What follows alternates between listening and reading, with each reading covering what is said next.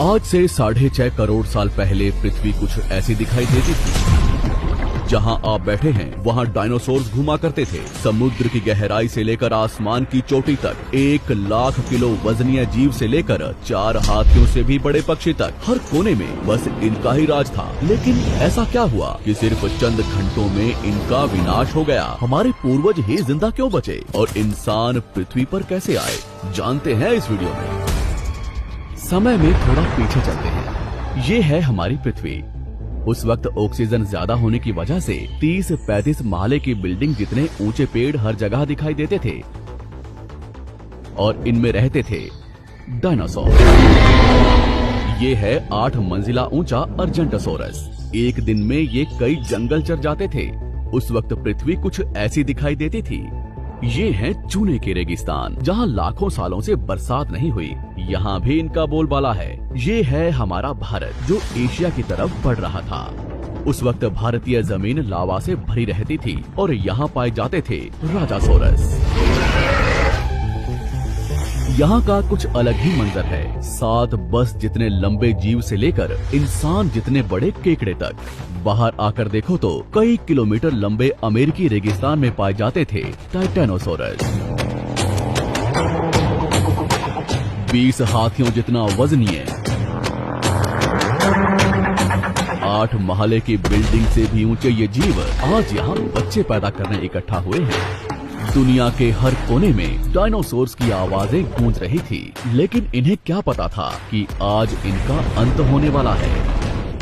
दरअसल हमारे सौरमंडल में जुपिटर और मंगल ग्रह के बीच बहुत से उल्कापिंड हैं, जो सूरज का चक्कर लगा रहे हैं। अंत के 10 करोड़ साल पहले इनमें से ही 2 उल्कापिंडों के बीच टकराव हुआ और उसका एक टुकड़ा तेज गति से पृथ्वी की तरफ बढ़ने लगा। पृथ्वी के पास आते ही उसके कुछ टुकड़े चांद पर गिरे, मगर गति तेज होने की वजह से चांद का गुरुत्वाकर्षण उसे खींच नहीं पाया। पृथ्वी के करीब आते ही उसकी गति बढ़ने लगी। वातावरण के खिंचाव ने उसे जलाना शुरू कर दिया और वो 80,000 किलोमीटर प्रति घंटे की रफ्तार से पृथ्वी से टकराया।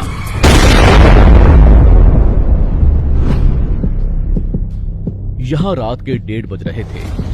टकराने से 4 मिनट पहले पूरी पृथ्वी पर उजाला हो चुका था। इसकी चमक को देख नजदीकी जानवर अंधे हो चुके थे। गिरने से पहले ही वहां का पानी सूख गया।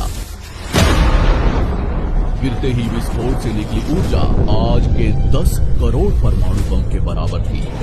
इससे निकल रही 6000 डिग्री सेल्सियस की गर्मी ने आसपास के जानवरों को तुरंत भाप बनाकर उड़ा दिया। 150 किलोमीटर के दायरे की जमीन अंतरिक्ष तक पहुंच गई और अब तक सिर्फ 5 सेकंड ही बीते हैं। इस विस्फोट से जन्मी झटके की लहर 550 किलोमीटर प्रति सेकंड की रफ्तार से आगे बढ़ी। इसने पत्थरों को गोले की रफ्तार से उड़ाना शुरू कर दिया। आसपास की नदियां उल्टी बहने लगी। जंगल के पेड़ नीचे गिरने लगे। पहाड़ों ने दम तोड़ना शुरू कर दिया। इसके कुछ ही सेकंड बाद आई भयंकर गर्मी की लहर ने उड़ रहे पत्थरों को पिघलाकर लावा बना दिया। संपर्क में आने वाला हर एक पानी तुरंत भाप बन रहा था। समुद्र के अंदर उबाल शुरू होने लगा। पलक झपकते ही जंगल सूख रहे थे।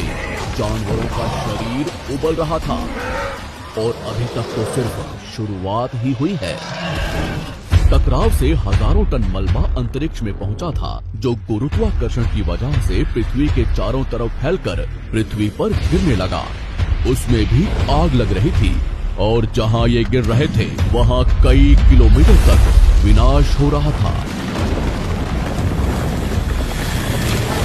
टकराव ने पृथ्वी को अंदर से भी हिला दिया था, जिससे कुछ ही सेकंड में पृथ्वी पर भूकंप आना शुरू हो गया।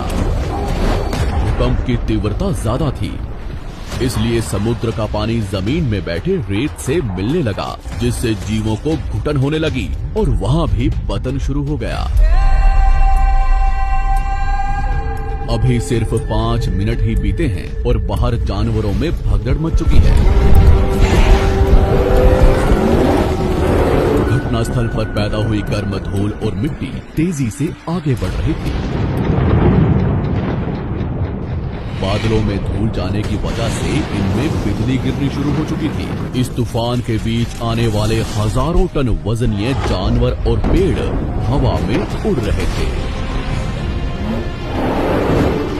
कुछ ही देर में ये तूफान अफ्रीका तक पहुंचा, जिससे वहां के चूने के रेगिस्तान वातावरण में मिलने लगे और बादल जहरीले होने शुरू हो गए। इसके पीछे टकराव ने समुद्र के पानी को बादलों से भी ऊंचा उठा दिया था,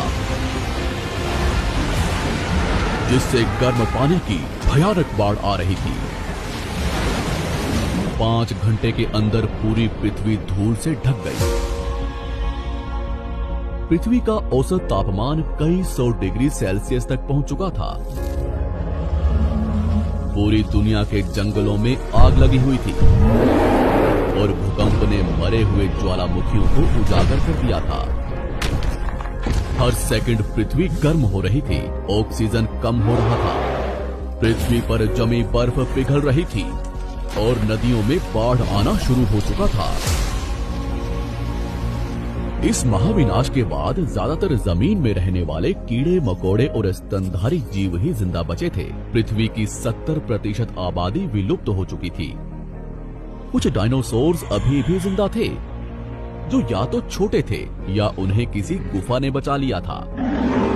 समुद्र की गहराई में रहने वाले जीव भी सलामत बचे थे, लेकिन अब उनका भी समय खराब होने वाला था।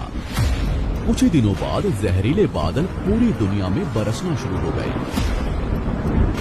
दिन ब दिन समुद्र जहरीला होने लगा, जिससे समुद्री जंगल भी मरना शुरू हो गए। धूल से ढकी ये पृथ्वी ठंडी पड़ रही थी और कुछ महीनों में पूरी पृथ्वी बर्फ से ढक गई। हमारे पूर्वजों को डायनासोर से डरकर कुछ भी खाकर कम ऑक्सीजन के बावजूद भी महीनों तक जमीन में रहने की आदत थी। जमीन के अंदर गर्माहट थी और अंदर छोटे जीवों का पूरा साम्राज्य। इस घटना के कुछ साल बाद तक भी डायनासोर्स अब तक जिंदा थे, लेकिन इनके होने के बावजूद भी ऐसा क्या हुआ कि ये जमीन में रहने वाले स्तनधारी जीव आसानी से जमीन पर रहने लगे? वो डायनासोर्स कहाँ गए? पृथ्वी पर इंसानों का जन्म कैसे हुआ? सिर्फ इंसान ही विकसित क्यों हो पाए? जानते हैं हमारी अगली वीडियो में।